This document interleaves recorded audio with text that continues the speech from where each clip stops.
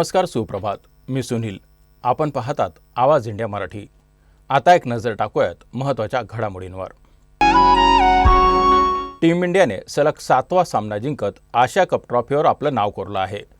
तिलक वर्मा आणि शिवम दुबे या जोडीने भारताला विजयी करण्यात बॅटिंगने महत्त्वाची भूमिका बजावली.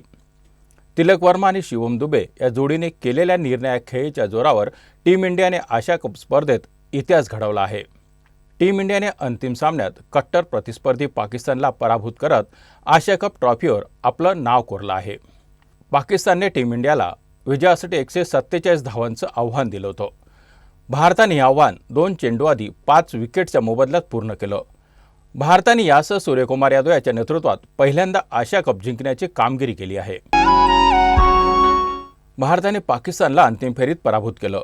भारताच्या विजयानंतर पंतप्रधान नरेंद्र मोदी यांनी ट्विट करत शुभेच्छा दिल्या. खेळाच्या मैदानावर ऑपरेशन सिंदूर निकाल एकच आहे, भारत जिंकला. आपल्या क्रिकेटपटूंचे अभिनंदन. भारताच्या विजयानंतर काही मिनिटातच त्यांनी ट्विट केलं. 22 एप्रिल 2025 रोजी पाकिस्तानच्या दहशतवाद्यांनी निष्पाप लोकांचे बळी घेतले होते.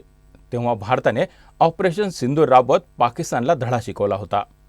आता क्रिकेटच्या मैदानातही भारताने पाकिस्तानला धडा शिकवला आहे. भारतीय संघाचा कर्णधार सूर्यकुमार यादवने आशिया कप स्पर्धेतील अंतिम फेरीत विजयानंतर मोठी घोषणा केली आहे. सूर्याने आशिया कप 2025 स्पर्धेतील त्याचं संपूर्ण मानधन हे सैन्य दलाला पहलगाम दहशतवादी हल्ल्यातील मृतांच्या कुटुंबियांना देण्याचा निर्णय घेतला आहे. सूर्याने एक्स पोस्टद्वारा याबाबतची माहिती दिली. सूर्याच्या या निर्णयाचं सर्व स्तरातून कौतुक केलं जात आहे. मी या स्पर्धेतील माझी मॅच फी आपल्या सैन्य दलाला आणि पहलगाम दहशतवादी हल्ल्यात बळी पडलेल्यांच्या कुटुंबियांना मदतीसाठी देण्याचा निर्णय घेतला आहे, असं सूर्यानं सोशल मीडिया पोस्टमध्ये म्हटलं आहे. महाराष्ट्राला पावसानं झोडपून काढला आहे. पावसाचा सर्वाधिक तडाखा हा मराठवाड्याला बसला आहे, तर उत्तर महाराष्ट्रात देखील अतिमुसळधार पाऊस सुरू आहे. पश्चिम महाराष्ट्रासह कोकण आणि मुंबईत देखील पावसानं धुमाकूळ घातला आहे. दरम्यान गेल्या 24 तासापासून मराठवाड्यात पावसाचा जोर आणखी वाढला आहे, तर दुसरीकडे उत्तर महाराष्ट्र आणि पश्चिम महाराष्ट्रात देखील अतिमुसळधार पाऊस सुरूच आहे. कोकण आणि मुंबईतही जोरदार पाऊस सुरू असून हवामान विभागाकडून हाय अलर्ट जारी करण्यात आला आहे.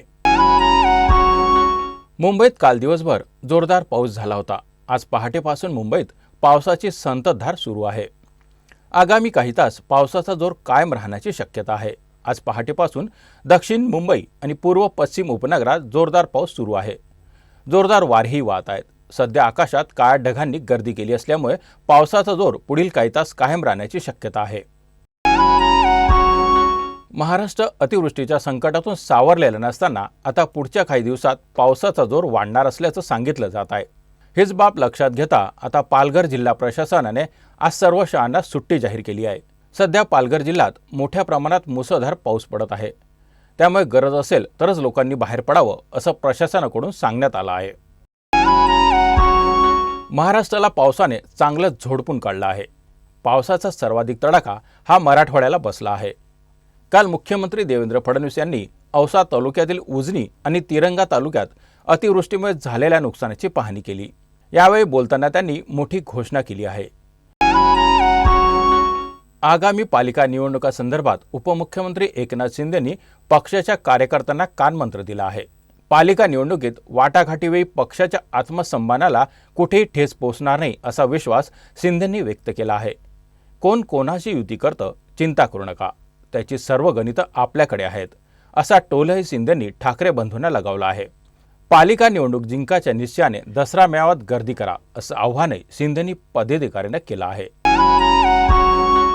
या बातमीपत्रात इथेच थांबत आहोत. पाहत राहा आवाज इंडिया मराठी.